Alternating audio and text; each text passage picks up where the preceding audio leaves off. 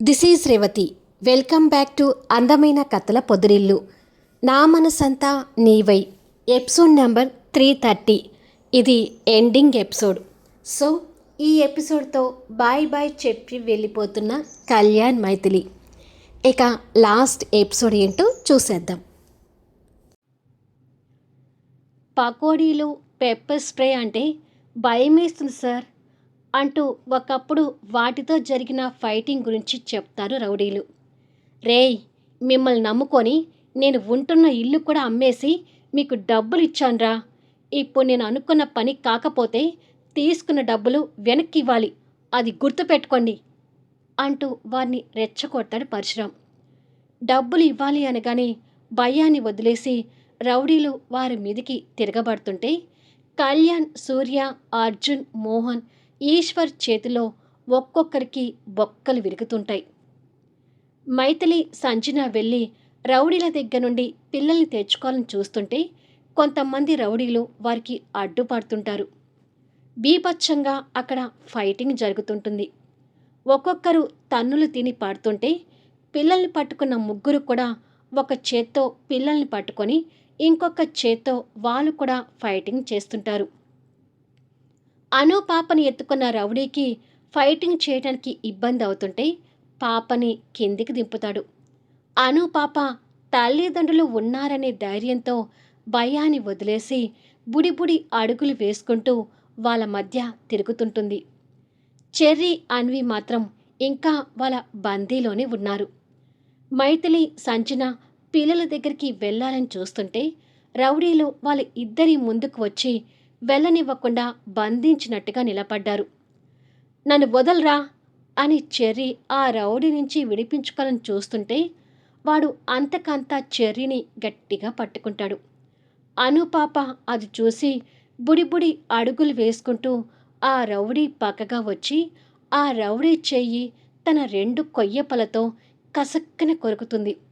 అబ్బా అంటూ దాంతో వాడు నొప్పితో చెర్రీ పట్టిన పట్టుని లూజ్ చేసేసరికి చెర్రీ వాడి నుంచి బయటపడతాడు.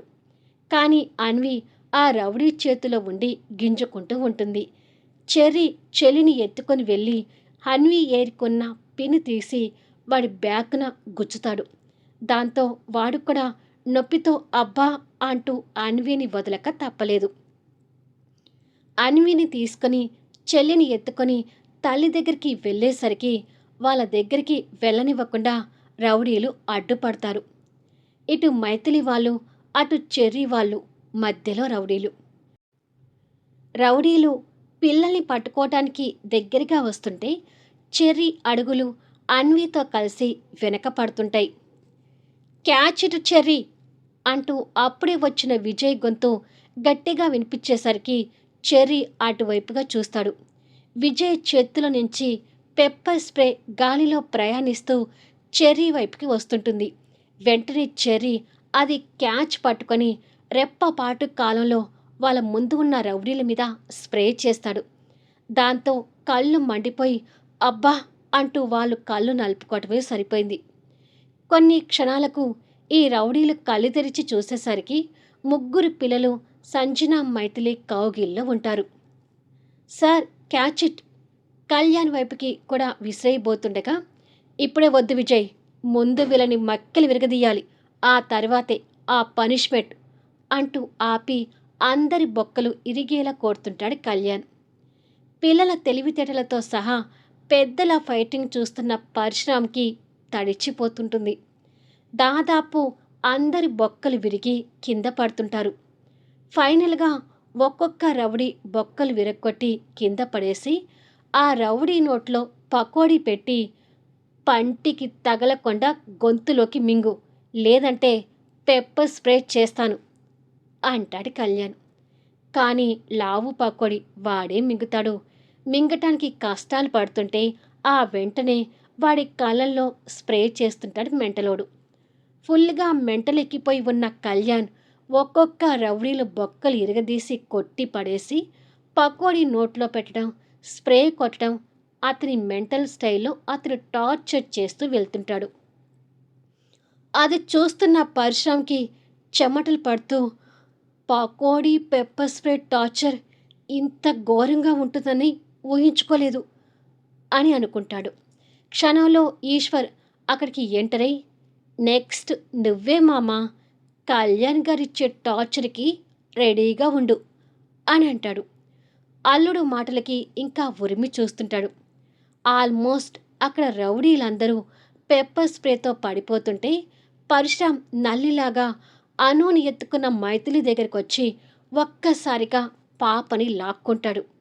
అది చూసి మైథిలి భయపడుతూ, ఏయ్ పాపనివ్వు అంటూ పాపని తీసుకోబోతుండగా, ఏంటి ఇచ్చేది, ఈ పాపని చంపైనా నీ మొగుడి మీద గెలుస్తాను అంటూ అప్పటికి ఏడుపుకు లేచిన అను పాపని ఎత్తుకొని స్టెప్స్ ఎక్కి పైకి వెళ్తుంటాడు. అది చూసి మైథిలి భయపడుతూ కళ్యాణ్ అంటూ గట్టిగా అరిచేసరికి ఆ అరుపుతో అందరూ అట్టుగా చూసే అంతలోనే పరశురాం పాపని ఎత్తుకొని పైకి వెళ్తాడు. ఆ క్షణం అను పాప ప్రమాద పరిస్థితిలో పడుతుందేమోనని అందరూ భయపడుతుంటారు. పాప కూడా బాగా ఏడుస్తుంటుంది.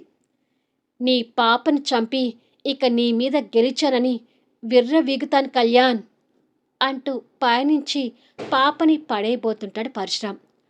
పాపని పట్టుకోవాలని పరిగెత్తినా వాళ్ళు ఉన్న దూరానికి ఆ టైం సరిపోదు. అలా పరశురాం పొగరుగా నవ్వుతూ పాపని పయనించి వదిలేస్తాడు.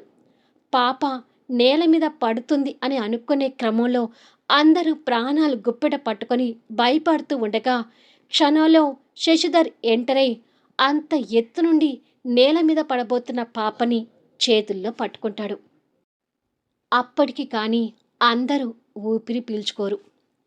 పాప నేల మీద పడకపోయేసరికి పరశురాం బిక్కమొహం వేసుకుంటూ ఉండగా చేతుల్లో పట్టుకున్న పాప క్షేమంగా ఉండడం చూసి శశిధర్ కూడా సంతోషపడుతూ, పాప సేఫ్ కళ్యాణ్, ఇక నువ్వు పాప గురించి టెన్షన్ పడకుండా నీ మెంటలతో రెచ్చిపో అంటాడు. ఆ క్షణం కళ్యాణ్ శశిధర్ వైపు కృతజ్ఞతగా చూసి పైన ఉన్న గుంటనక్క దగ్గరికి పరిగెడుతుంటాడు. కళ్యాణ్ వచ్చే విధానానికి వాడు పారిపోవాలని చూస్తున్నా ఇంకెక్కడ పారిపోతాడు. సింహం పంజా విప్పినట్టుగా వాడి మీదకు విరుచుకుపడ్డాడు మెంటలోడు. వాడిని కింద పడేసి బూటు కాలుతో ఎక్కడ కొడుతున్నాడో తెలియకుండా కొడుతూ, నా ఎనిమి చేత కంట తడి పెట్టించి నా పిల్లలకి ఆకలి బాధ చూపించి వాళ్ళ ఏడుపుకి కారణమై చివరికి పసిపాపైన నా కూతుర్ని చంపాలని చూసిన నీకు మామూలు పనిష్మెంట్ ఇవ్వడం కాదురా అంటూ వాడి కుడి చెయ్యి భుజం మీద బూటు కాలు పెట్టి పిల్లల ఆకలిని మైథిలి కన్నీళ్లు గుర్తు తెచ్చుకొని మరీ ఆ బూటు కాలుతో ఆ చెయ్యిని నలుపుతుంటే వాడి అరుపులకి ఆ బంగ్లా దద్దరిల్లిపోతుంది. ఫైనల్గా వాడి చెయ్యి మటాష్. కళ్యాణ్ ఆవేశం చూసి మైథిలి పైకి వచ్చి, వాడి చెయ్యి విరిగిపోయింది కళ్యాణ్, ఇక వాడిని వదిలే, ఇక వాడికి అదే పనిష్మెంట్ అంటూ కళ్యాణ్ని కంట్రోల్ చేస్తుంది. కళ్యాణ్ కొట్టిన దెబ్బలకి విరిగిన చేయితో పరశురాం స్పృహ కోల్పోతాడు. అప్పటికి కానీ కళ్యాణ్ ఆవేశం చల్లారదు. నేను చెప్పినప్పుడు తాత వింటే బాగుండేది అనుకుంటాడు చెర్రీ. కళ్యాణ్ మొహానికి పట్టిన చెమటలు తుడుచుకుంటూ చివర్లో పాప ప్రాణాలు కాపాడిన శశిధర్ దగ్గరికి వచ్చి కృతజ్ఞతగా శశిధర్ని చూసి పాపని తీసుకోబోతుండగా, పాపనివ్వను అన్నట్టుగా శశిధర్ పాపని వెనక్కి గుంజుకొని, నీ హైబ్రిడ్ బాయ్ స్కూల్లో రోజూ నా కొడుకుని ఏడిపిస్తున్నాడంట, నీ కొడుకుని నా కొడుకు జోలికి రాకుండా ఉండమని చెప్పు, అప్పుడు నీ కూతుర్ని నీకు ఇచ్చేస్తాను అంటూ బెదిరిస్తాడు.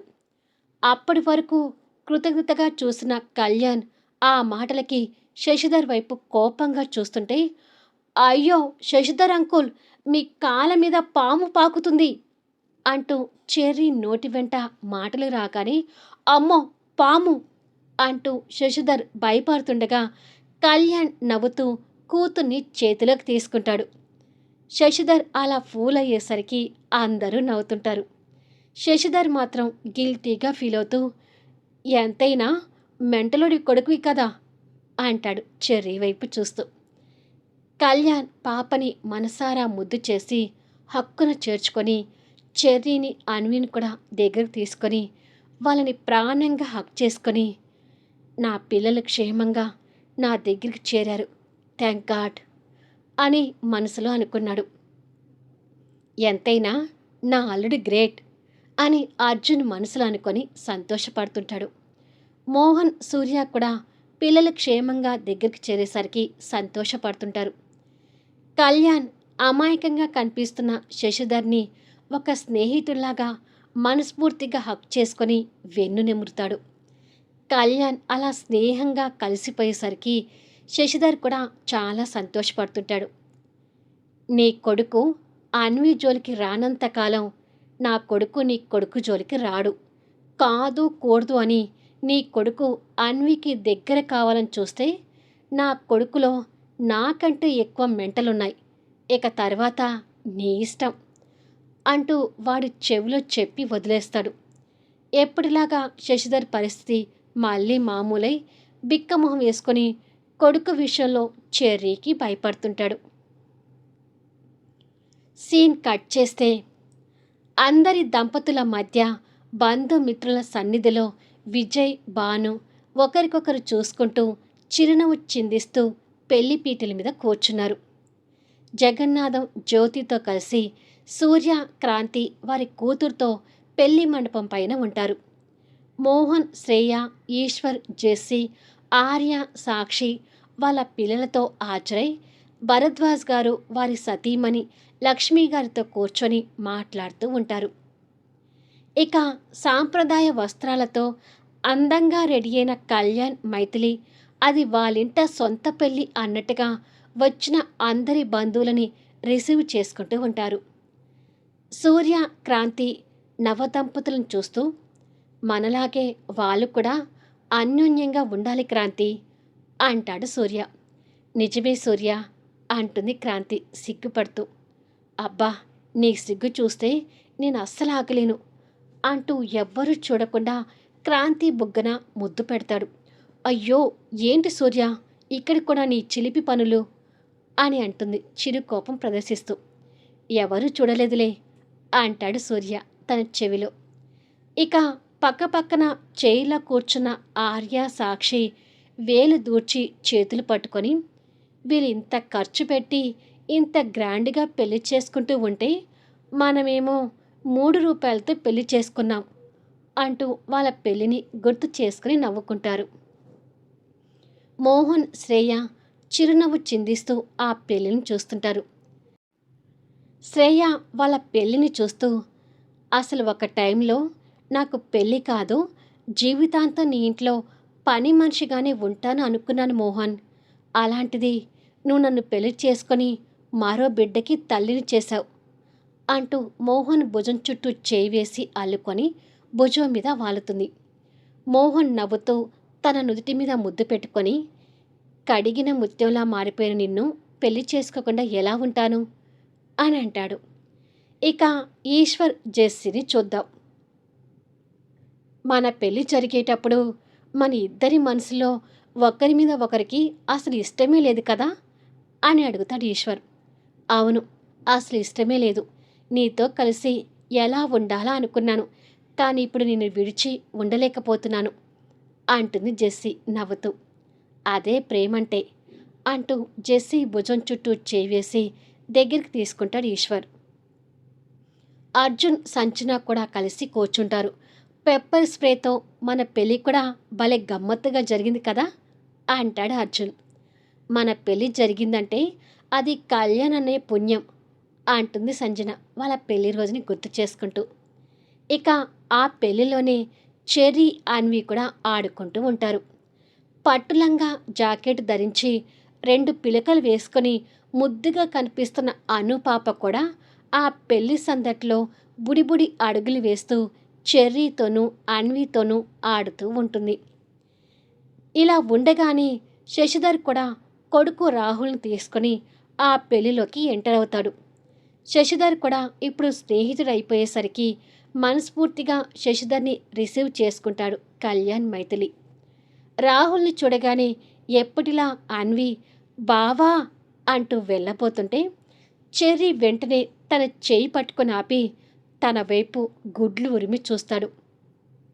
ఆ చూపుకి అన్వి భయపడుతూ బిక్క మొహం వేసుకుంటుంది.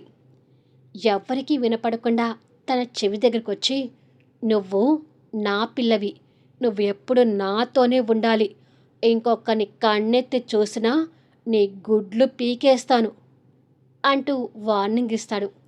ఆ వార్నింగ్కి భయపడుతూ సరే అన్నట్టుగా చూస్తుంటుంది. రాహుల్ ఆశగా అన్వి వైపు చూస్తుంటే చెర్రీగాడు వాడి వైపుకి కూడా ఉరిమి ఒక్క లుక్ ఇస్తాడు. దెబ్బకి వాడు కూడా చెర్రీ చూపుకి భయపడక తప్పలేదు. చెర్రీ వార్నింగ్కి అన్వి బాధపడుతూ నిలబడి ఉంటే చెర్రీ మళ్ళీ తన మీద జాలిపడి తన నుదుటిన ముద్దు పెట్టి దగ్గరికి తీసుకుంటాడు. ఈ బ్లడ్ని ఇక మార్చలేం, వాళ్ళంతే. కొడుకు వేషాలన్నీ కళ్యాణ్ ఓ కంట చూస్తూ నిజంగానే నా కొడుకు నన్ను మించిపోయేలా ఉన్నాడు అని అనుకుంటాడు మనసులో. ఇలా అందరి బంధువుల మధ్య బాజా భజంత్రీల నడుమ పంతులుగారి మంత్రాలతో విజయ్ భాను మెడలో తాళి కట్టి మనస్ఫూర్తిగా తనని అర్ధాంగిని చేసుకుంటున్నాడు. అది చూసి అందరూ ఆనందపడుతూ అక్షింతలు వేస్తుంటారు. విజయ్ తన మెడలో తాళి కట్టి ప్రేమగా తన నుదుటి మీద ముద్దు పెట్టుకొని తిరిగి పీటల మీద కూర్చుంటాడు. విజయ్ ప్రేమని ఆస్వాదిస్తూ భాను చిరుమోహంతో చూస్తూ ఉంటుంది. ఆ జనాల్లో కళ్యాణ్ మైథిలి నెట్టుకుంటూ వారి మీద అక్షింతలు వేస్తుండగా ఒకరి తలలు ఒకరు గుద్దుకుంటారు. అబ్బా మెంటలోడా, ఏంటి అలా గుద్దావు అంటుంది మైథిలి నుదురు రుద్దుకుంటూ. మెంటలోడు ముందు రొమాంటిక్ ఏది అంటూ తన చెవి పట్టుకొని మెలతిప్పుతాడు. అబ్బా చంపుతున్నారా రొమాంటిక్ మెంటలోడా అంటూ నవ్వుతూ కళ్యాణ్ బుగ్గ నొక్కుతుంది. అలా అన్యోన్యమైన అందరి జంటల మధ్య విజయ్ భానుల పెళ్ళి అయిపోయింది. ఇలా కొన్ని రోజుల తర్వాత ఐశ్వర్య గ్రూప్ ఆఫ్ ఇండస్ట్రీస్లో మైథిలి తన చైర్పర్సన్ చైర్లో కూర్చుంటే సీఈఓ హోదాలో తన పక్కన కళ్యాణ్ కూడా కూర్చొని ఒక ప్రాజెక్ట్కి సంబంధించిన డిస్కషన్ చేస్తుంటారు. వాళ్ళకి ఎదురుగా ఒక అటెండర్ ఎడం చేత్తో కాఫీ కప్పులు తెచ్చి అక్కడ పెడతాడు. ఇద్దరు కాఫీ తాగుతూ ఆ ప్రాజెక్ట్ గురించి డిస్కషన్ చేస్తుంటే ఆ అటెండర్ ఒంటి చేత్తో ముందున్న టేబుల్ క్లీన్ చేస్తుంటాడు. అతని పరశురామ్. కళ్యాణ్ ఇచ్చిన పనిష్మెంట్కి డాక్టర్స్ ఒక చెయ్యి పూర్తిగా తీసేశారు. ఇల్లు కూడా అమ్ముకొని రోడ్డున పడేసరికి పెళ్ళాన్ని పోషించుకోవడం కోసం కళ్యాణ్ ఆఫీస్లో అటెండర్గా జాయిన్ కావాల్సి వచ్చింది. అలా ఐశ్వర్య గ్రూప్ ఆఫ్ ఇండస్ట్రీస్లో ముందు మైథిలి, ఆ తర్వాత కళ్యాణ్, తర్వాత ఈశ్వర్, తర్వాత పరశురామ్కి ఆ కంపెనీలో అటెండర్గా చేసే అదృష్టం కలిగింది. మళ్ళీ సీన్ కట్ చేస్తే నైట్ 9 అవుతుంటుంది. అందమైన ఐశ్వర్య నిలయంలో అశ్వత్థామ, అంజలి గారు, అనసూయమ్మ గారి ఫోటోలు చిరునవ్వుతో కనిపిస్తూ ఉంటాయి. అందమైన పరదాలతో ఉన్న బెడ్రూమ్లో మైథిలి అద్దం ముందు నిలబడి జడకుచ్చులు దువ్వుకుంటూ ఉండగా కళ్యాణ్ వెనుకగా తన జడలో మల్లెపూలు దోపుతూ, పిల్లలిద్దరినీ నిద్రపుచ్చి వచ్చాను, ఇవాళ ఫుల్గా నా 3 కోరికలు తీర్చుకుంటాను అని అంటాడు. మైథిలి నవ్వుతూ, నీ 3 కోరికల గోల మాత్రం ఎప్పటికీ మర్చిపోవన్నమాట అని అంటుంది. అమ్మో, అవి మర్చిపోతే మన కర్తకి అర్థమే ఉండదు అంటూ తనని ఎత్తుకొని బెడ్ మీద పడుకోబెట్టి లైట్ ఆఫ్ చేసి తన మీదకి చేరిపోయి తన నుదుటిన ప్రేమగా ముద్దు పెట్టుకొని తర్వాత మొదటి కోరికకు శ్రీకారం చుడుతూ తన పెదవులు అందుకొని గాఢంగా ముద్దాడుతున్నాడు. మొదటి కోరికలో ప్రేమతో కూడిన మకరందాన్ని ఆస్వాదిస్తూ, రెండవ కోరికల్లో తనకి ఊపిరాడనంతగా ప్రేమ అనే కౌగిల్లో తని వివస్త్రంగా బంధించుకొని, మూడవ కోరికలో తన భరించలేనంతగా ప్రేమని అందిస్తూ తన తనువుతో కలిసిపోతుంటాడు. నీ తనువుకై అంటూ మొదలై నా తనువున ప్రాణం నీకై అన్నంతగా ప్రేమించి నా మనసంతా నీవై అంటూ తనని మనసులో నింపుకున్నాడు. కథ ముగియవచ్చు, కానీ వారిద్దరి ప్రేమ నా చేతి నుండి రాలిన అక్షరాల రూపంలో ఎప్పటికీ పదిలంగా ఉంటుంది. శుభం. ఎక్కడి నుంచో మొదలై ఎన్నో ట్విస్టులతో ఎన్నెన్నో మలుపులు తిరిగి చివరికి కథ ఇలా ఎండ్ అయింది. టోటల్ కథ గురించి చెప్పాలంటే మైథిలి క్యారెక్టర్ మానాన్ని అమ్ముకోవాల్సి వచ్చిన పరిస్థితిన తన గర్భాన్ని అమ్ముకొని మానానికి గౌరవం ఇచ్చింది. సగటు ఆడపిల్ల ఆలోచనలు ఇలాగే ఉంటాయని మైథిలి క్యారెక్టర్ చూసి చెప్పొచ్చు. ప్రాణం కంటే మానం మిన్న అనే స్వభావం కలిగి తనువు కోరికలు అంటూ మెంటల్ కళ్యాణ్ ఎదుర్కొంటూ వచ్చి చివరికి పెళ్లి తర్వాతనే కళ్యాణ్కి తనని తను అర్పించుకుంది. ఇక కళ్యాణ్ క్యారెక్టర్ తనువు కోరికలు అంటూ వెంటపడి తనని ఏడిపించి తన ప్రాణాలు తీసుకునే వరకు వచ్చాడు. కానీ చివరికి తను పిచ్చిదై ఆ పిచ్చితనంతో కళ్యాణ్ దగ్గర పడుకున్నా కూడా కళ్యాణ్ ఏమాత్రం చలించకుండా తనని ఒక చంటి పిల్లలాగా ఆరాధించిన ఒక గొప్ప క్యారెక్టర్గా మలచబడ్డాడు. తన శరీరం కోసం ఎంతగానో వెంపర్లాడాడు. చివరికి వివస్త్రంగా కనిపించిన తనలో ఒక తల్లిని చెల్లిని చూస్తూ తన కాళ్ళకి దండం పెట్టి తనకి స్నానం చేయించాడు. ఫస్ట్ సీజన్ సాడ్ ఎండింగ్ అంటే అందరూ నన్ను తిట్టిపోశారు. కానీ నేనక్కడ సాడ్ ఎండింగ్ ఇవ్వకపోతే కళ్యాణ్ మైథిలి ఆస్తుల మీద ఆధారపడినట్టు అవుతుంది. ఇంత చక్కగా డిజైన్ చేసిన కళ్యాణ్ క్యారెక్టర్ని చివరికి పెళ్ళాం ఆస్తుల మీద ఆధారపడు బాబు అంటూ అక్కడ ఎండింగ్ ఇస్తే క్యారెక్టర్కి అర్థం ఉంటుందా? ఇంతమంది కపుల్స్తో ఇంత మంచి కథ ఉండదు. అందుకే ఆ సీజన్కి అలాంటి సాడ్ ముగింపిచ్చి మైథిలి ఆస్తులు అమ్ముకోవడం, చివరికి కళ్యాణ్ మళ్ళీ కష్టపడి సంపాదించి ఆ ఆస్తులు సంపాదించుకున్నట్టుగా కథని మలిచాను. తర్వాత మళ్ళీ నాకు ఫుల్గా నెగిటివ్ కామెంట్లు వచ్చింది శ్రేయాని కళ్యాణ్ బిడ్డ అని ప్రెగ్నెంట్గా ఎంటర్ చేసినప్పుడు. కానీ అక్కడ నేను శ్రేయ క్యారెక్టర్ని తీసుకురాకపోతే శ్రేయకి పనిష్మెంట్ జరిగేది ఎలా? పైగా ఒక్క మైథిలిని మాత్రమే టచ్ చేసే కళ్యాణ్ శ్రేయాని టచ్ చేశాడు.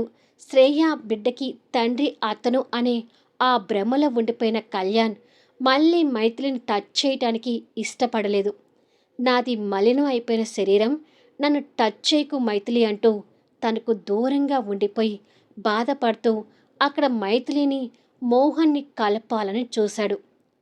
కానీ నేను అక్కడ సీన్స్ కరెక్ట్గా మీకు చూపించలేకపోయాను. ఎందుకంటే ఆ టైంలో నెగిటివ్ కామెంట్స్ నన్ను చాలా బాగా డిస్టర్బ్ చేశాయి. మీరు కథని సాగబీకుతున్నారు అంటూ విసిగించారు. కానీ అక్కడ కళ్యాణ్ భావం అర్థం చేసుకోండి. శ్రేయాని టచ్ చేసిన అతని బాడీ మలినం అనుకొని మైథిలిని టచ్ చేయడానికి ఇష్టపడలేదు. That is Kalyan character. Shreya బిడ్డకి తను కన్న తండ్రి కాదు అన్నప్పుడే తిరిగి మళ్ళీ మైథిలిని టచ్ చేశాడు. ఇలాంటి అద్భుతమైన సీన్లు ఈ కథలో మాత్రమే ఉంటాయి. అర్జున్ గురించి చెప్పాలి అంటే మైథిలి తన క్యారెక్టర్ కోల్పోకుండా అక్కడ అర్జున్ కథని పూర్తిగా మలుపు తిప్పడానికి ఎంతో దోహదపడ్డాడు. అసలు ఫస్ట్ కథ టర్న్ తిరిగింది అంటే అది అర్జున్ వల్లే. మోహన్ ముందు మైథిలిని ప్రేమించిన తర్వాత తన్ని స్నేహితురాలిగా ఆ 4 సంవత్సరాలు తోడుగా ఉండి స్నేహితురాలి జీవితాన్ని కాపాడటానికి తన లైఫ్ని రిస్క్లో పెట్టి శ్రేయ ప్లాన్ని తిప్పికొట్టి కథని మరో మలుపు తిప్పిన గొప్ప స్నేహితుడు. ఆర్య శ్రేయ. ఒక టైంలో కళ్యాణ్ శ్రేయ మధ్య ఆర్య నలిగిపోయాడు. సూర్య గురించి చెప్పాలి అంటే క్రాంతి మీద ద్వేషాన్ని ప్రేమని సమానంగా మోశాడు. ఇందులో ఉన్న ప్రతి క్యారెక్టర్ కూడా ఒక ఇంపార్టెన్స్ ఉంది. ఏదో కథని సాగబీకటం కోసం క్యారెక్టర్స్ని తెచ్చిపెట్టలేదు. కథకు అవసరమైన క్యారెక్టర్స్ని తెచ్చిపెట్టి కథను నడిపించాను. అన్ని కథలాగా ఇది చిన్న కథ కాదు. కథ లైన్ బట్టి కంటెంట్ ఉంది కాబట్టి ఇన్ని ఎపిసోడ్స్ రాస్తూ వచ్చాను. నీ తనువుకై నుంచి మొదలు నా మనసంతా నీవై వరకు చదివిన ప్రతి ఒక్కరికి నా హృదయపూర్వక ధన్యవాదాలు. Thank you for లీస్నింగ్.